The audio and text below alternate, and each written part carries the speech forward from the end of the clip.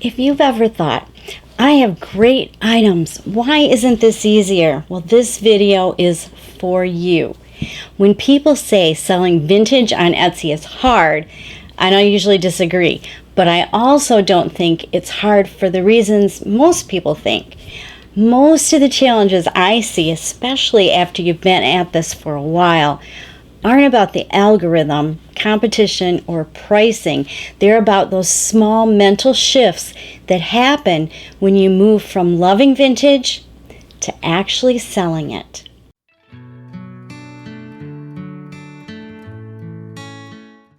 And just for context, I sell vintage full-time on Etsy, and I've been doing this long enough to watch my shop go through some very clear seasons.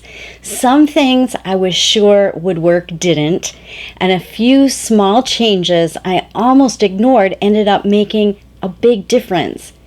That shift can feel uncomfortable because the truth is, the things we're drawn to as collectors, the unusual pieces, the long stories, the items that feel rare or personal, aren't always the same things that buyers are looking for when they are scrolling Etsy late at night. That doesn't mean those items are bad. It means the role changes. At some point, I had to accept that my taste couldn't just serve me. It had to serve the buyer, someone I'd never met, furnishing a home I'd never see, trying to picture where this piece might fit into their life. Once I understood that, a lot of other things fell into place. I stopped assuming that being unique was enough. I stopped leading with long backstories and started paying attention to how buyers actually shop. And I got much more selective, not just about what I listed, but about what I didn't. None of these were dramatic changes, but together they completely changed how my shop performed and how calm the process felt. So once I stopped thinking of myself primarily as a collector and started thinking of myself as someone curating a space for strangers, I realized that a few assumptions I'd been carrying around were quietly working against me. And this first one was personal.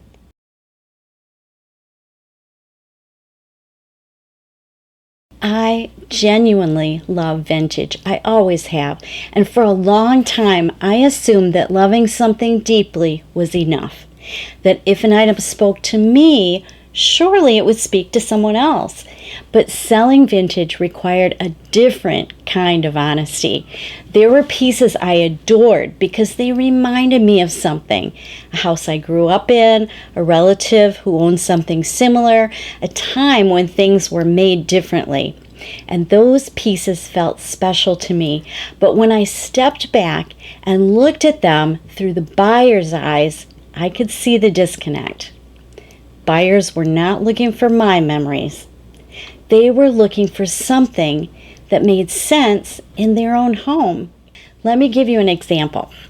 Now, I've acquired a large collection of royal china, currier knives, ironstone dishes in my shop. For the most part, they've just been sitting there for a couple of years now, but I love them. My grandmother had them. My aunt had them. I even have a large collection of my own at home, place settings for more than 20 people, plus most all of the serving pieces.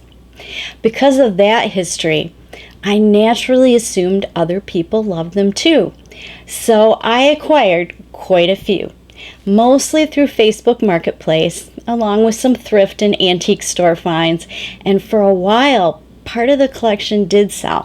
The teapots moved pretty quickly, and the casserole dishes, salt and pepper shakers, butter dishes, but the place settings themselves have not moved at all in a long time.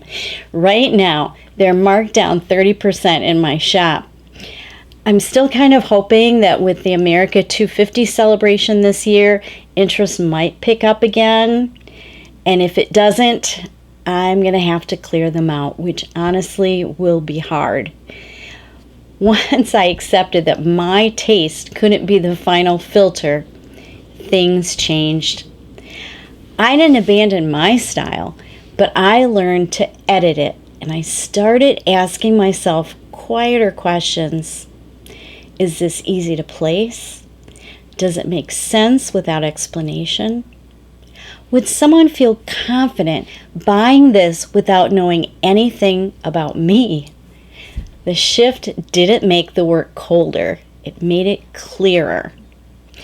And once I stopped assuming that my emotional connection was enough, another assumption fell apart right alongside it.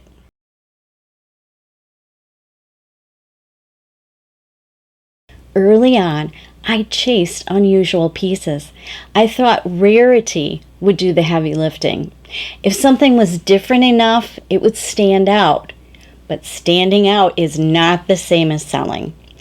Over time, I noticed something interesting. The pieces that sold most consistently weren't the most unusual ones. They were the familiar forms, just done well. A classic shape, a recognizable style, something a buyer had seen before, but maybe never this clean, this well made, or this thoughtfully presented. The truly unique pieces often stalled, not because they weren't beautiful, but because they asked more of the buyer, more imagination, more risk, more confidence. I have 2 different sets of peach Blendo style glasses in my shop. I love the color. It feels special to me. One of the sets even has gold leaf detailing under the rim. They are beautiful sets, but peach glass had its moment. And for most buyers, that moment passed in the 90s. Those sets have been sitting in my shop for quite a while now, doing absolutely nothing. I'm going to have to clear those out too. Now I know most buyers aren't looking to be challenged. They're looking to feel reassured. The kinds of glasses that do sell well for me are just the opposite. Waterford and other high-end crystal, especially stemware, always sells quickly, and they're usually clear, no color at all. That contrast taught me something important. Familiarity, when it's done well, is often more desirable than uniqueness.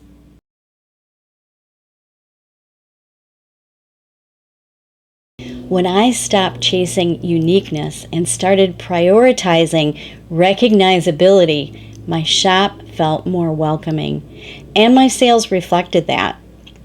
And that same realization showed up again when I looked closely at how buyers actually engage with listings. That doesn't mean stories are useless. It means they need to support the buyer's imagination, not replace it. For a long time, I used to include where I sourced each item in the listing. I'd mention the antique shop in Kentucky or the estate sale in Michigan, and even as I wrote those details, I knew something was off.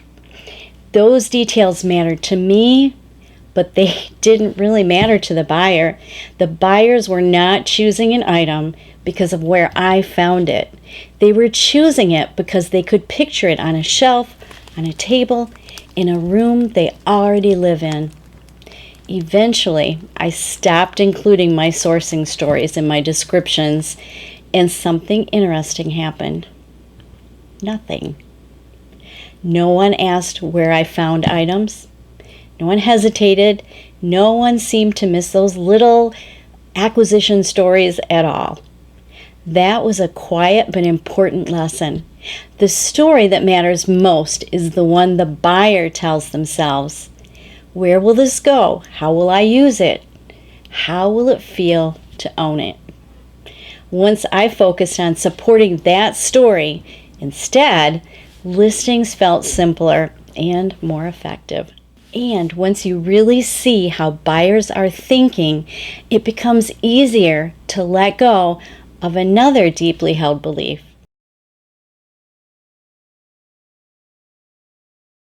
There was a time when I felt like every vintage item I brought home needed to be listed. If I sourced it, it deserved a chance. But listing everything comes at a cost: time, space, attention, energy, and those costs add up quietly. Silver Plate taught me this lesson more than anything else. I source a lot of it, I sell a lot of it, and I love it.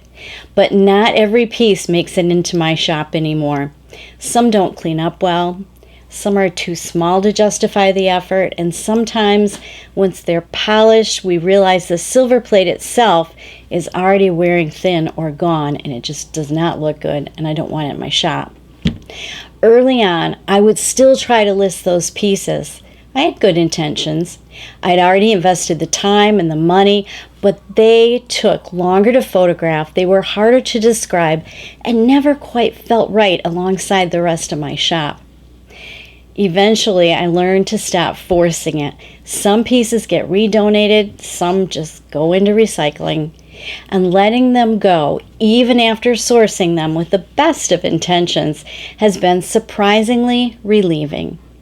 That decision isn't wasteful, it's clarifying. When I became more selective, my shop became easier to manage. My decisions felt lighter, and the items I did list felt more aligned with each other. Editing wasn't about scarcity, it was about intention. And that realization led to one final truth that changed how I thought about growth altogether.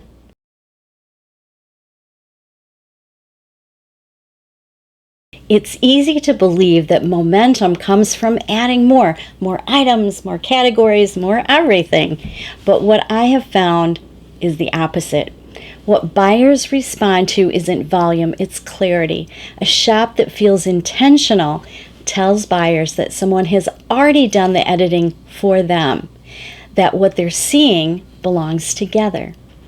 When I stopped trying to sell everything and focused instead on stronger, clear sections, my shop felt calmer, and that calm translated into trust. Buyers didn't have to work as hard to understand what I was offering or whether something would fit into their home. Growth didn't come from doing more or listing more. It came from choosing better.